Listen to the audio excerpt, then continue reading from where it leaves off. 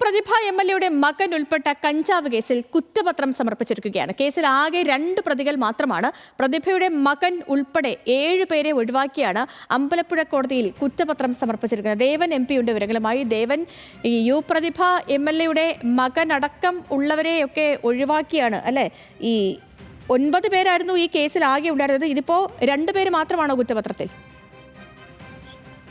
അതായത് കഴിഞ്ഞ December 28-നാണ് Kuttanad excise സംഘം ആലപ്പുഴ തകഴിയിൽ നിന്നും പ്രതിഭ എംഎൽഎയുടെ മകനും സുഹൃത്തുക്കളെയും 3 ഗ്രാം കഞ്ചാവുമായി പിടികൂടുന്നത്.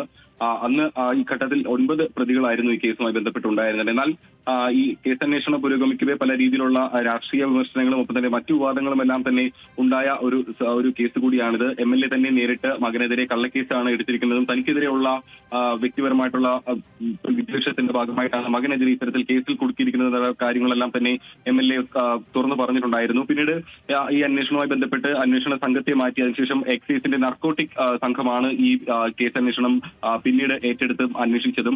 ഈ ഘട്ടത്തിൽ ഈ പ്രതികളെ വൈദ്യപരിശോധനയ്ക്ക് വിധേയമാക്കിയില്ല എന്നുള്ളൊരു കണ്ടെത്തൽ ഉണ്ടായിരുന്നു. അതായത് ഈ പിടികൂടുന്ന സമയത്ത് ഇവരുടെ കൈവശം നിന്നും കഞ്ചാവ് ഉപയോഗിക്കുന്ന ഒരു ഉപകരണവും കണ്ടെത്തിയിട്ടുണ്ടായിരുന്നു.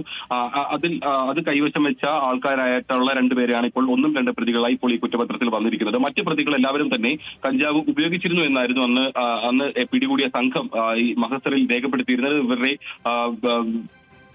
നിശ്വാസവായിൽ കഞ്ചാവിന്റെ ഗന്ധം ഉണ്ടായിരുന്നു എന്നുള്ള കാര്യത്തിലായിരുന്നു അന്ന് മഹസർ തയ്യാറാക്കിയിരുന്നത്. എന്നാൽ ഈ പ്രതികളുടെ ആരെയും തന്നെ വൈദ്യപരിശോധന നടത്തിയില്ല. ഈ പറഞ്ഞ മഹസറിൽ പറഞ്ഞ കാര്യങ്ങൾ തെളിയിക്കാനായി എക്സൈസ് സംഘത്തിന് ഇവരുടെ വൈദ്യപരിശോധന നടത്തേണ്ട സാഹചര്യം ഉണ്ടായിരുന്നു. വൈദ്യപരിശോധന നടത്തിയില്ല. അതുകൊണ്ട് തന്നെ ഇവർ കഞ്ചാവ് ഉപയോഗിച്ചു എന്നുള്ള കാര്യം പിന്നീട് ഈ തെളിയിക്കാൻ ബുദ്ധിമുട്ടുണ്ടാകുന്ന ഒരു സാഹചര്യത്തിലേക്ക് എത്തുകയും ചെയ്തിട്ടുണ്ടായിരുന്നു.